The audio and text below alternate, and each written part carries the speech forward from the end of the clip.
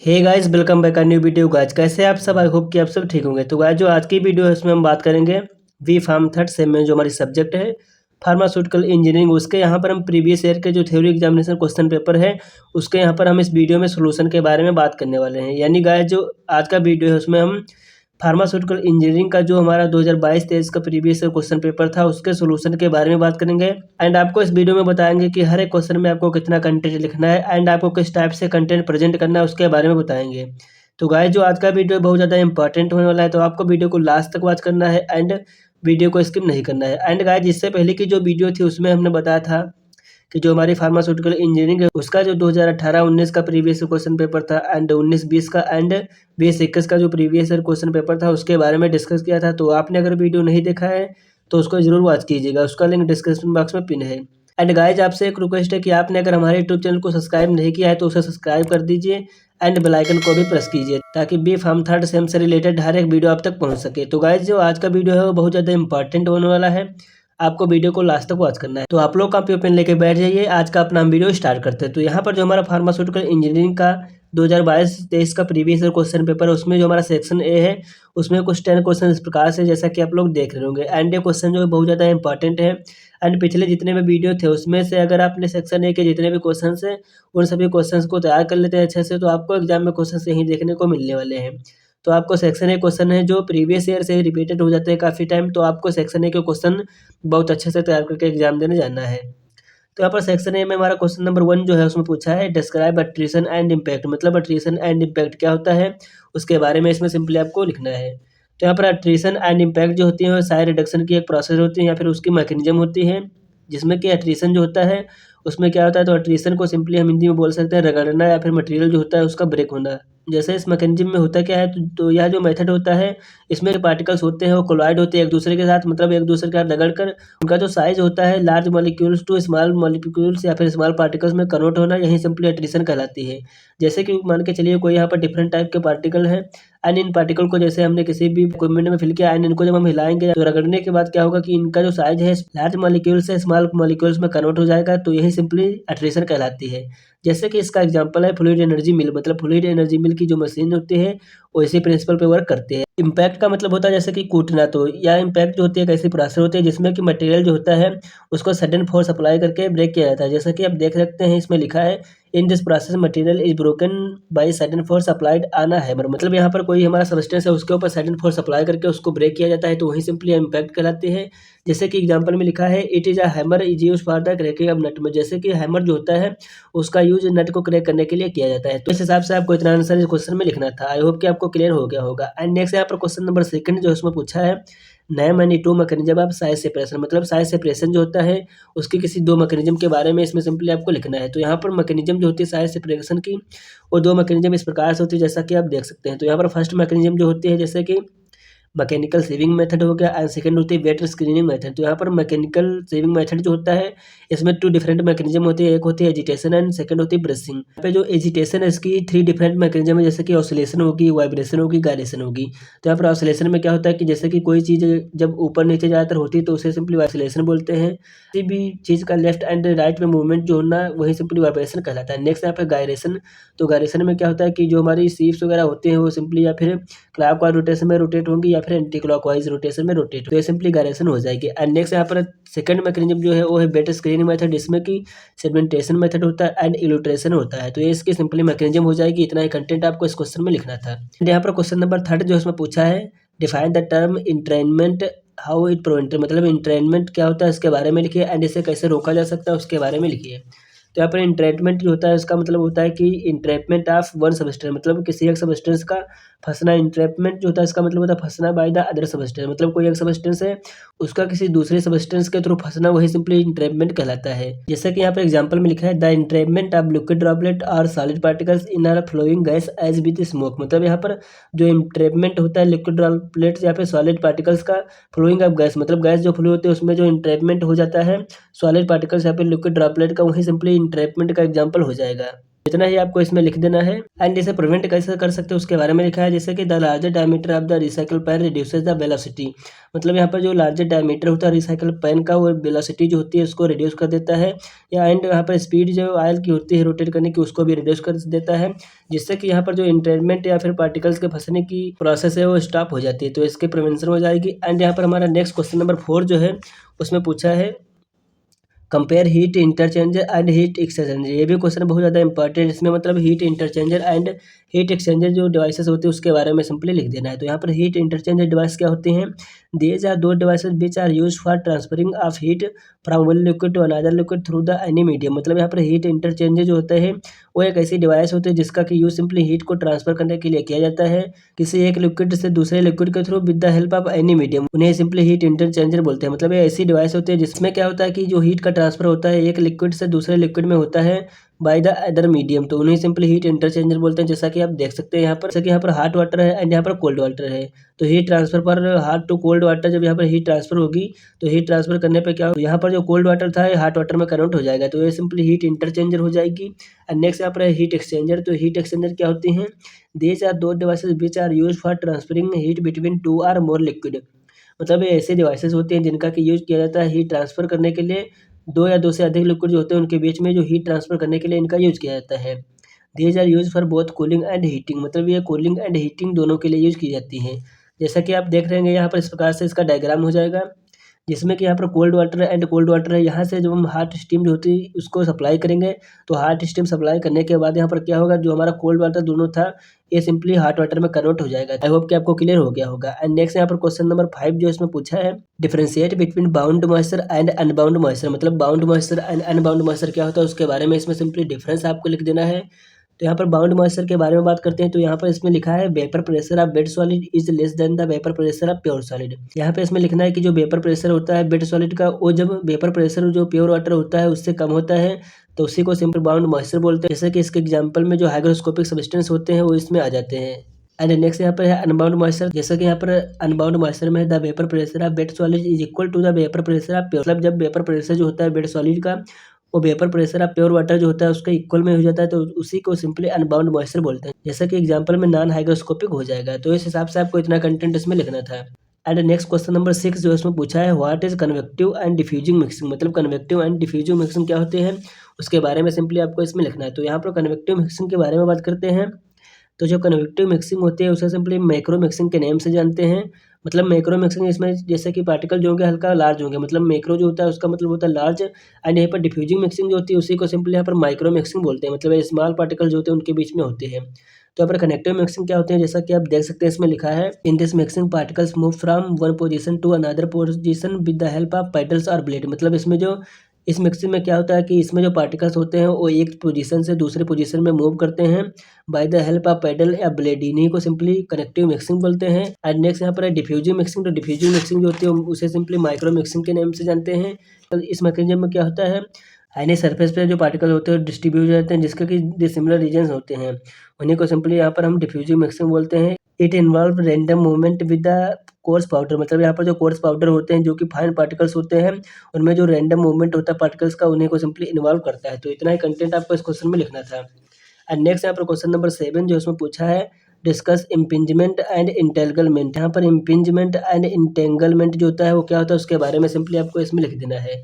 यहाँ पर इम्पिंजमेंट के बारे में बात करते हैं, तो इम्पिंजमेंट जो होती है एक ऐसी मैकेनिज्म होता है जिसमें कि लार्ज या फिर हाई डेंसिटी पार्टिकल जो होते हैं वो कैप्चर्ड हो जाते हैं एज अ डस्ट लेजन। मतलब डस्ट लेजन जो होता है उसके फॉर्म में कैप्चर्ड हो जाते हैं जब हम किसी एयर को पास करते हैं थ्रू द फिल्टर मीडिया, तब वहाँ पर जो एयर होती है वो फिल्टर फाइबर जो होते हैं उनके पोर्स जो होते हैं उस पर टेंड मतलब उस पर इकट्ठा हो जाती है, तो इसी को सिंपली यहाँ पर इम्पिंजमेंट बोलते हैं। एंड नेक्स्ट यहाँ पर इंटेंगलमेंट। तो इंटेंगलमेंट में क्या लिखा है if the fibre medium consist of a cloth or porous. जैसे कि यहाँ पर कोई फाइबर मीडियम है वो कंसिस्ट करता है किसी क्लॉथ को, वहाँ पर जो पोरस होता है वो लेफ्ट हो जाते हैं, देन पार्टिकल्स बिकम इंटेंगल। यहाँ पर पार्टिकल जो होते हैं इंटेंगल हो जाते हैं in the mass of fibre. मतलब मास जो फाइबर्स होता है वहीं पर पार्टिकल जो होते हैं इंटेंगल्ड हो जाते हैं। And usually the particles are smaller than the pores. मतलब यहाँ पर जो पार्टिकल्स होते हैं वो जो पोर्स होते हैं उससे स्मॉल होते हैं, तो यही सिंपल प्रोसेस जो होती है उसी को सिंपली यहाँ पर इंटेंगलमेंट बोलते हैं। मतलब जो स्मॉल पार्टिकल्स होते हैं वो सिंपली वहाँ पर इंटेंगल्ड हो जाते हैं ऑन द पोरस फाइबर, तो उसी को सिंपली यहाँ पर इंटेंगलमेंट बोलते हैं। तो इस हिसाब से आपको इतना कंटेंट इस क्वेश्चन में लिख देना है। एंड अगर आप लोग इतना कंटेंट लिख देते हैं तो आपको 2 मार्क्स इजीली मिल जाते हैं। एंड नेक्स्ट यहाँ पर क्वेश्चन नंबर 8 जो है उसमें पूछा है what are filter aids discuss in brief. मतलब यहाँ पर फिल्टर एड जो होती हैं वो क्या होती है उसके बारे में सिंपली आपको यहाँ पर लिख देना है। मतलब यहाँ पर सिंपली आपको लिख देना है कि फिल्टर एड जो होती है ग्रुप ऑफ इनएड मटेरियल होते हैं जिसका कि मेनली फिल्ट्रेशन प्री ट्रीटमेंट जो होता है उसमें यूज किया जा सकता है। The objective of filter aid is to prevent the medium from becoming blocked and to form open pore. मतलब यहाँ पर जो फिल्टर एड होती है यूज होती है तो उनका मेन ऑब्जेक्टिव क्या होता है, तो यहाँ पर जो हमारी मीडियम होती है उसको सिंपली ब्लॉक होने से प्रिवेंट करती है। मतलब यहाँ पर जो उसके पोर्स होते हैं उनको ओपन कर देते हैं जिससे कि वहाँ पर कोई फिल्ट्रेट वगैरह जो होते हैं वो वहाँ पर अडहेर ना हो, मतलब वहाँ पर उसको ब्लॉक होने से रोक सके। तो यही इनका मेन ऑब्जेक्टिव होता है। जैसे कि एग्जांपल में हो गए टाल्क हो गए, चारकोल हो गए, चाल्क एड, मैग्नीशियम कार्बोनेट होंगे। तो ये सिंपली फिल्टर एड की तरह यूज होते हैं एंड ये सिंपली फिल्टर एड हो जाएंगी। तो इतना ही कंटेंट आपको इस क्वेश्चन में लिखना था। एंड नेक्स्ट यहाँ पर क्वेश्चन नंबर 9 जो इसमें पूछा है define corrosion explain the effect of pH on corrosion. मतलब यहाँ पर क्रोजन जो होता है वो क्या होता है उसके बारे में डिफरेंस लिख देना है। एंड यहाँ पर जो इफेक्ट होता है पीएच का क्रोजन के ऊपर वो क्या होता है उसके बारे में लिख देना है। तो ये भी क्वेश्चन काफ़ी ज़्यादा ईजी है। यहाँ पर सबसे पहले आपको यहाँ पर क्रोजन जो होता है उसकी डिफरेंशन क्या होती है उसके बारे में लिख देना है।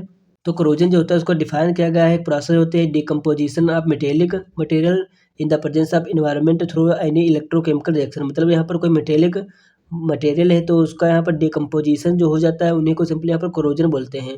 यहाँ पर जो क्रोजन होता है उसे सिंपली हिंदी में जंग लगना बोलते हैं। जैसे कि हमारी यहाँ पर कोई लोहे की छड़ है एंड इसको जब हमने बाहर डाल दिया तो बाहर जब बरसात वगैरह होती है तो यहाँ पर जो पानी वगैरह होता है इस पर अडेर हो जाता है एंड यहाँ पर डिफरेंट टाइप के इलेक्ट्रोकेमिकल रिएक्शंस होते हैं जिसके थ्रू यहाँ पर जो हमारी लोहे की छड़ जो होती है उस पर मतलब जंग लगना स्टार्ट हो जाता है। इसी को सिंपली यहाँ पर क्रोजन बोलते हैं। एंड नेक्स्ट यहाँ पर लिखा है मतलब यहाँ पर क्रोजन जो है वो लग सकता है या फिर कोई गैस के थ्रू या फिर कोई यहाँ पर एक्वस मीडियम जो उस पर अटैक करेगी उसके थ्रू उस पर जंग वगैरह जो है वो लग सकता है। एग्जाम्पल में जैसे कि आयरन रस्ट, मतलब लोहे की छड़ जो है या फिर सरिया जो होती है वो अगर बाहर पड़ी है तो उस पर जो मतलब पानी की वजह से या फिर वेपर में जो गैसेस होती हैं उसकी वजह से उस पर क्रोजन काज होता है। तो ये सिंपली क्रोजन हो जाएगा।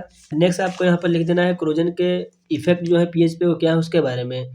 मतलब यहाँ पर जो पीएच का इफेक्ट है क्रोजन पे वो क्या है उसके बारे में लिखा है। When the pH of solution is more acidic then the rate of corrosion increase. मतलब यहाँ पर कोई सॉल्यूशन है उसका मतलब जो पीएच है वो मतलब सब बहुत ज़्यादा एसिडिक है तो यहाँ पर क्रोजन की रेट होगी वो बढ़ जाएगी। मतलब यहाँ पर क्रोजन जो लगने के चांसेस होंगे बहुत ज़्यादा होंगे।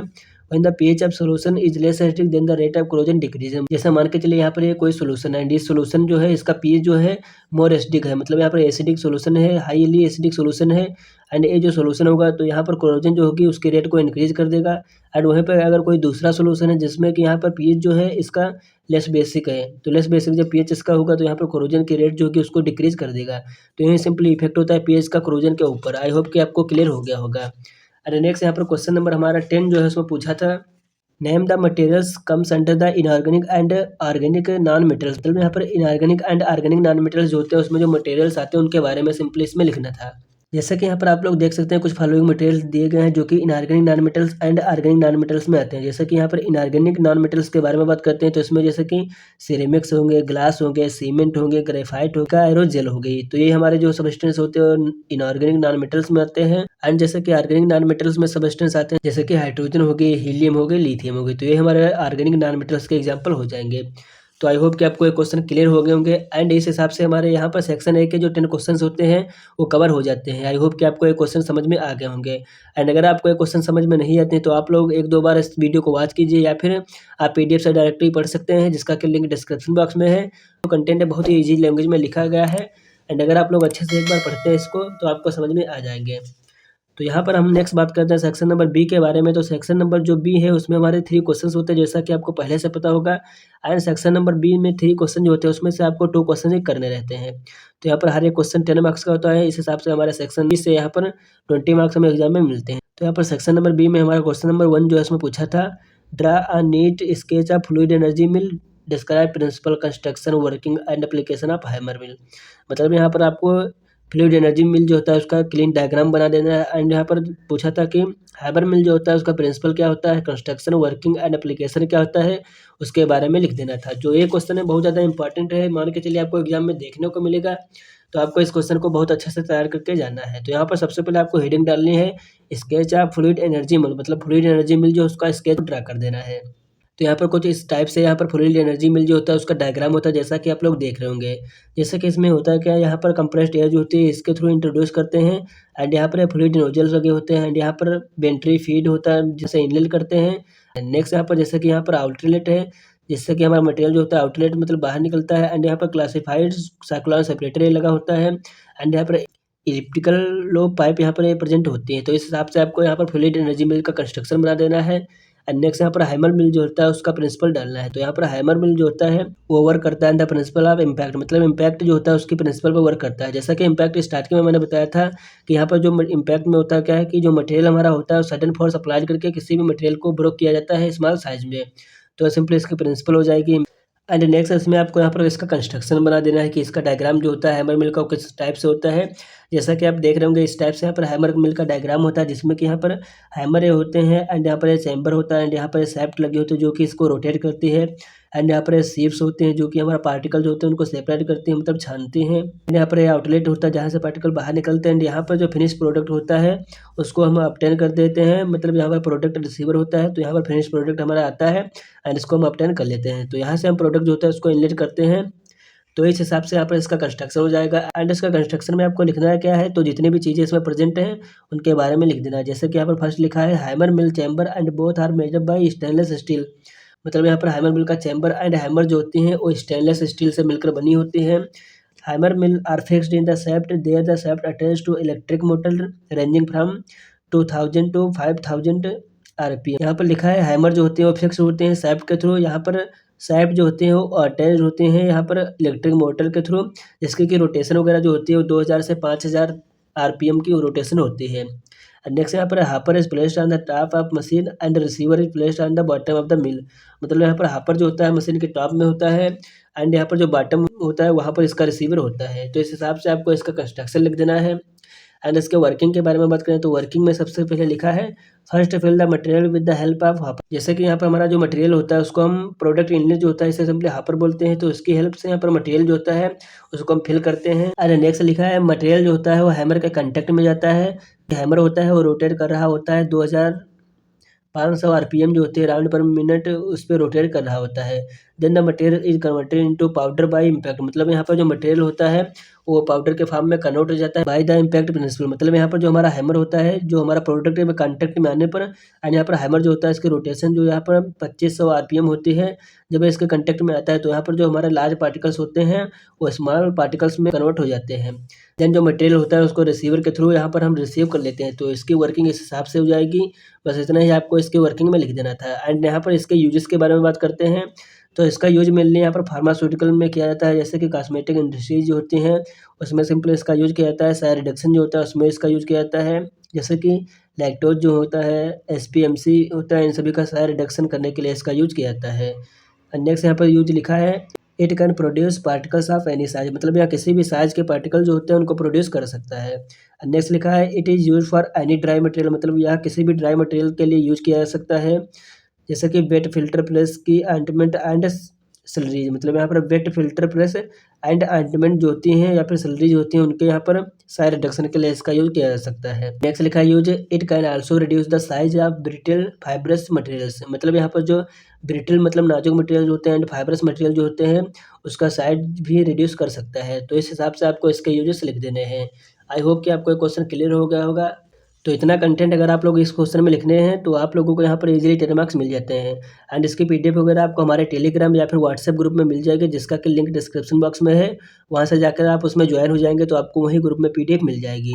एंड नेक्स्ट यहाँ पर क्वेश्चन नंबर 2 जो है इसमें पूछा था explain principle construction and operational details of freeze drying summarise the pharmaceutical application, मतलब यहाँ पर जो फ्रीज ड्राइंग होती है उसके यहाँ पर प्रिंसिपल के बारे में लिखना है, कंस्ट्रक्शन एंड यहाँ पर उसके डिटेल में लिख देना है कि फ्रीज ड्राइंग की वर्किंग वगैरह क्या होती है उसके बारे में सिंपली लिख देना है। एंड यहाँ पर उसके फार्मास्यूटिकल एप्लीकेशन क्या होते हैं फ्रीज ड्राइंग के उसके बारे में भी सिंपली इसमें लिख देना है। तो ये क्वेश्चन बहुत ज़्यादा इंपॉर्टेंट है, इस क्वेश्चन को आपको बहुत अच्छे से करके एग्जाम देने जाना है। एंड आप लोगों को एक चीज़ ध्यान रखनी है कि जैसे कि आप लोग कॉपी वगैरह जो प्रेजेंट करते हैं एग्जाम में तो आप लोगों को कॉपी इस टाइप से लिख देनी है, जैसे कि आंसर नंबर 2 जो है यहाँ पर 2 का बी जो है उसको डाल देना है सबसे पहले, जैसे कि यहाँ पर क्वेश्चन नंबर 2 जो है उसका बी जो है उसको डाल देना है।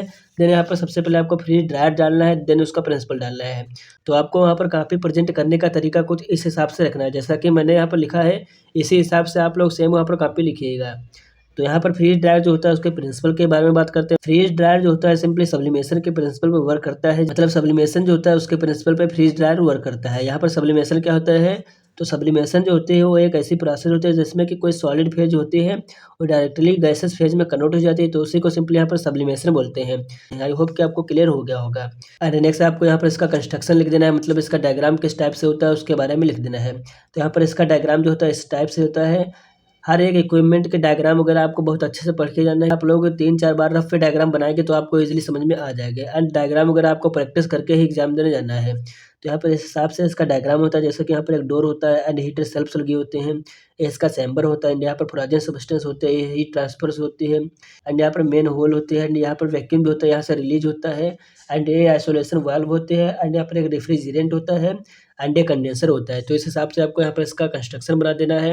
एंड देन यहाँ पर क्या क्या चीज़ें प्रेजेंट होती है उसके बारे में लिख देना है कि यहाँ पर एक चैम्बर होता है, वैक्यूम चैम्बर, जो कि मटेरियल जो होते हैं उनको कंडेंसेट करता है, एंड रेफ्रिजरेंट वगैरह जो होता है इसमें प्रेजेंट होता है, एंड यहाँ पर हीटर जो होते हैं जो कि हीट वगैरह को सप्लाई करते हैं फॉर असेंबली में, उस सभी के बारे में सिंपली लिख देना है। एंड नेक्स्ट इसकी वर्किंग के बारे में बात करते हैं। तो वर्किंग जो होती है इसमें वेरियस स्टेप्स इन्वॉल्व होते हैं, जैसे कि यहाँ पर प्री ट्रीटमेंट होगी, फ्रीजिंग होती है, प्राइमरी ड्राइंग होती है, सेकेंडरी ड्राइंग होती है, देन पैकेजिंग होती है। यहाँ पर सबसे पहले प्री ट्रीटमेंट में आपको लिख देना है कि प्रोसेस होती है जिसमें कि हम मटेरियल जो होता है यहाँ पे प्रोडक्ट होता है उसको सबसे पहले ट्रीट करते हैं, फ्रीज करने से पहले उस मटेरियल को हम ट्रीट करते हैं। मतलब यहाँ पर जो सॉल्वेंट होता है उसका यहाँ पर स्टेबिलिटी जो होती है उसको इंक्रीज कर देते हैं, एंड यहाँ पर उसका वेपर प्रेशर जो होता है उसको डिक्रीज कर देते हैं, एंड उसकी सरफेस एरिया होती है जो उसको भी हम इंक्रीज कर देते हैं। तो यहाँ पर सबसे पहले प्री ट्रीटमेंट आपको करना है, देन यहाँ पर फ्रीजिंग कर देनी है। तो फ्रीजिंग में क्या होता है, इसमें जो इसका टेम्परेचर जो होता है उसको यहाँ पर -50 डिग्री से लेकर -180 डिग्री तक मेंटेन करना रहता है। देन यहाँ पर प्राइमरी ड्राइंग होगी, मतलब फर्स्टली ड्राइंग करेंगे। प्राइमरी ड्राइंग में क्या होता है, इसमें जो 90 to 95% वाटर जो होता है उसको सब्लिमेटेड कर देते हैं। यहाँ पर सेकेंडरी ड्राइंग होती है। सेकेंडरी ड्राइंग में क्या होता है, यहाँ पर 5 to 10% of water is sublimated by frozen substance. मतलब यहाँ पर फ्रोजन सब्सटेंस जो होते हैं, ये सब्सटेंस जो होते हैं फ्रोजन होते हैं, जो कि यहाँ पर 5 से 10% वाटर जो होते हैं उसको सब्लिमेशन में कन्वर्ट कर देते हैं। तो ये हमारा सेकेंडरी ड्राइंग में हो जाएगा। देन यहाँ पर आती है पैकेजिंग। तो पैकेजिंग में क्या होता है, after the freeze drying process vacuum is usually broken with inert gas such as nitrogen. मतलब यहाँ फ्रीज ड्राइंग होने के बाद वैक्यूम जो होती है इसको ब्रोक किया जाता है by the inert gas. Inert gas का यूज करके जो वैक्यूम इसमें क्रिएट हो जाती है उसको ब्रोक कर दिया जाता है। जैसे कि यहाँ पर नाइट्रोजन जो होती है इनर्ट गैस की तरह यूज होती है, जो कि वैक्यूम जो होता है उसको ब्रोक कर देती है। तो इस हिसाब से आपको इसकी वर्किंग में लिख देनी है। यहाँ पर वेरियस स्टेप जो होते हैं इसको मेनली आपको याद रखना है, एंड आप लोग अगर वर्किंग में इसके स्टेप्स को याद रखते हैं तो आप लोग वर्किंग अच्छे से लिख लेंगे। एंड नेक्स्ट यहाँ पर इसका यूज हो गया। तो यूज मतलब इसका मेनली यूज लायोफिलाइजेशन के लिए किया जाता है। लायोफिलाइजेशन जो होती है एक ऐसी प्रोसेस होती है जिसमें कि मटेरियल जो होता है उसको फ्रीज किया जाता है, मतलब फ्रीजिंग करके मटेरियल जो होता है उसको ड्राई किया जाता है। एंड इसका यूज मेनली रिहाइड्रेटेड प्रोडक्ट जो होते हैं उसके लिए किया जाता है। तो इसके यूजेस हो जाएंगे। एंड एडवांटेज के बारे में बात करते हैं। तो इसका एडवांटेज क्या होगा, it is good for oxygen and sensitive drug, मतलब ऑक्सीजन एंड सेंसिटिव ड्रग जो होते हैं उसके लिए अच्छा होता है। एंड इसका सेकंड एडवांटेज हो जाएगा कि यहाँ पर प्रोडक्ट जो होता है उसको हम ड्राई कर देते हैं, या बढ़ाए टेम्परेचर को हम प्रोडक्ट को ड्राई कर देते हैं। एंड नेक्स्ट यहाँ पर chemical industries also use freeze drying. मतलब यहाँ पर केमिकल इंडस्ट्रीज मोस्टली जो होती हैं वो फ्रीज ड्राइंग का ही यूज करती हैं किसी भी इस प्रोडक्ट या फिर सब्सटेंस को ड्राई करने के लिए। तो ये इसके एडवांटेज हो जाएंगे। एंड यहाँ पर इसके डिसएडवांटेज के बारे में बात करते हैं। वोलेटाइल कंपाउंड जो होते हैं उसको इसमें यूज नहीं कर सकते, क्योंकि यहाँ पर वोलेटाइल कंपाउंड जो होते हैं वो हाई वैक्यूम के थ्रू यहाँ पर रिमूव भी हो सकते हैं। एंड नेक्स्ट यहाँ पर इसका डिसएडवांटेज हो जाएगा, इट इज़ वेरी एक्सपेंसिव, मतलब यह बहुत महंगा होता है। तो इसके एडवांटेज एंड डिसएडवांटेज हो जाएंगे। एंड नेक्स्ट यहाँ पर इसके फार्मास्यूटिकल एप्लीकेशंस के बारे में बात करते हैं। तो यहाँ पर लिखा है pharmaceutical industries freeze drying is used for the preserving and storing high value product.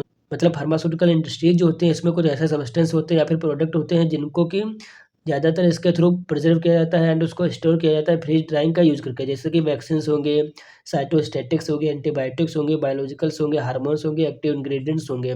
तो इन सभी को इंडस्ट्रीज में फ्रीज ड्राइंग करके ही प्रिजर्व या फिर स्टोर किया जाता है।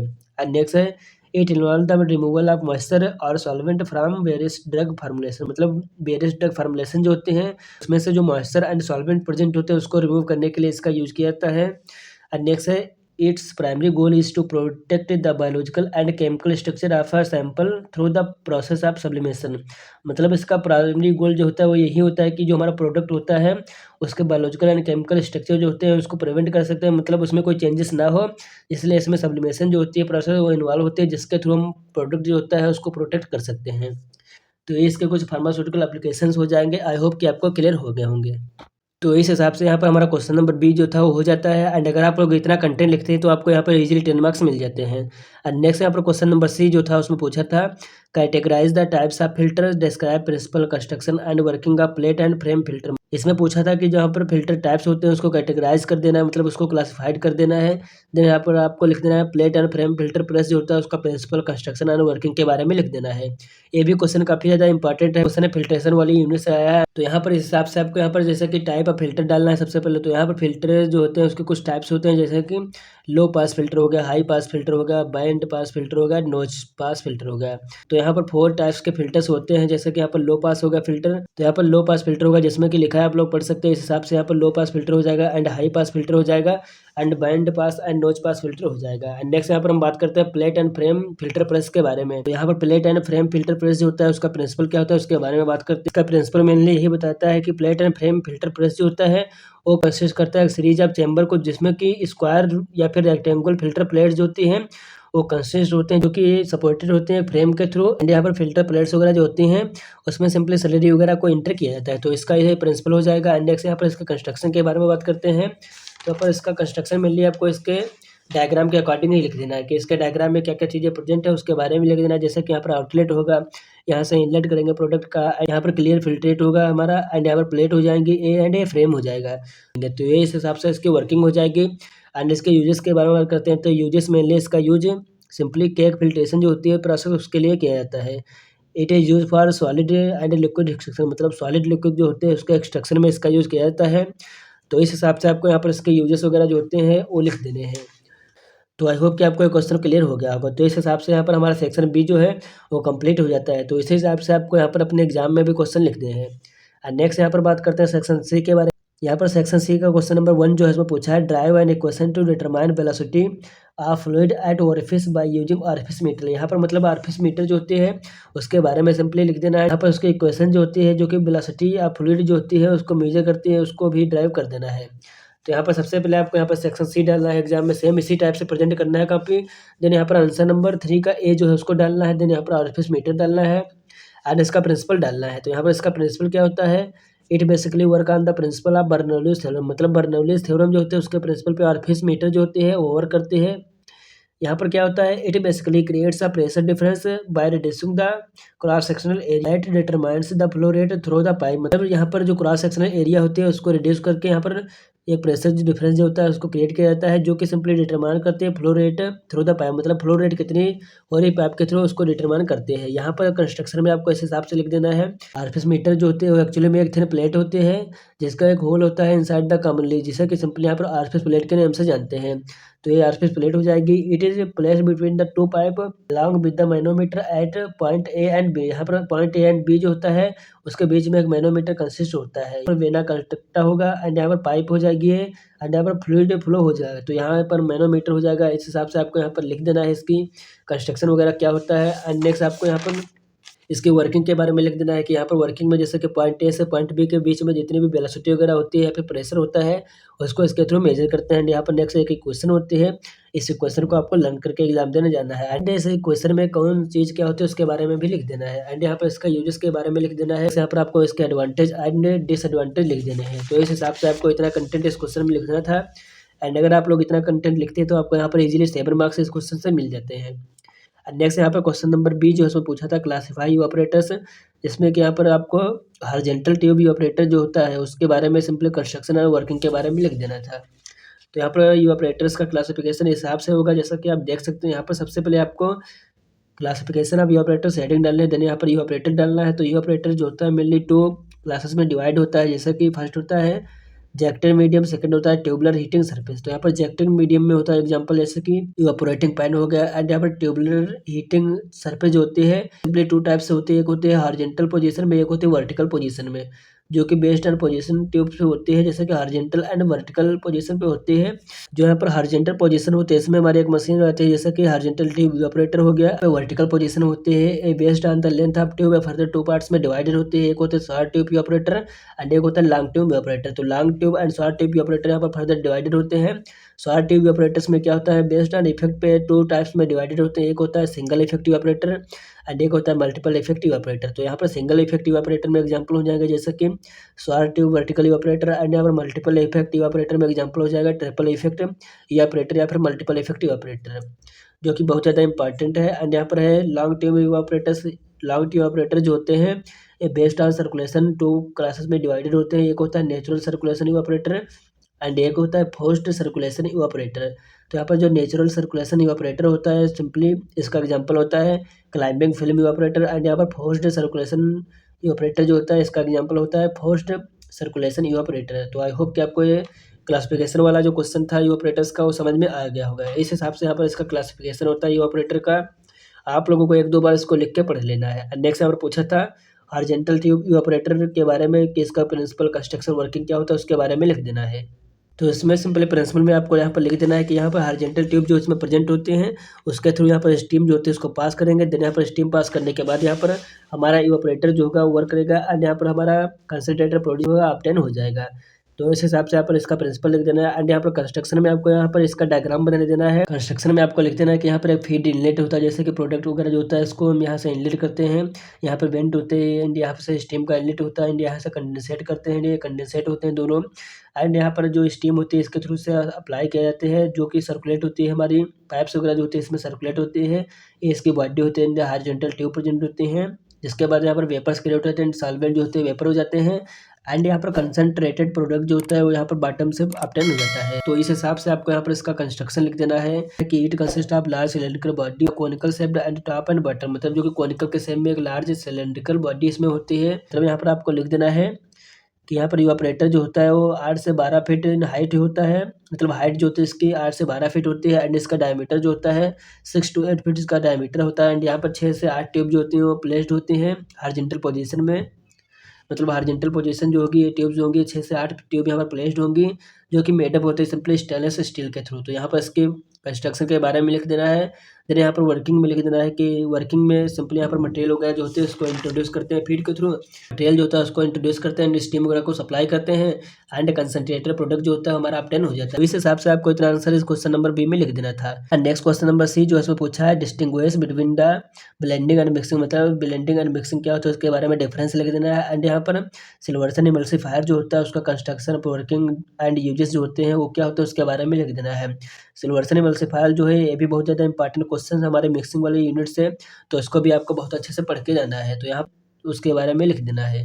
देन यहाँ पर आपको एडिंग डालनी है सिल्वर्सन इमल्सिफायर जो कि बहुत ज़्यादा इंपॉर्टेंट है। तो यहाँ पर इसका प्रिंसिपल लिख देना है टर्बुलेंस एंड शेयरिंग फोर्स जो होता है उसी के ऊपर वर्क करता है, जिसमें कि हाई स्पीड रोटेटर्स जो होते हैं उनका यूज़ किया जाता है। एंड इस हिसाब से आपको यहाँ पर इसका कंस्ट्रक्शन लिख देना है।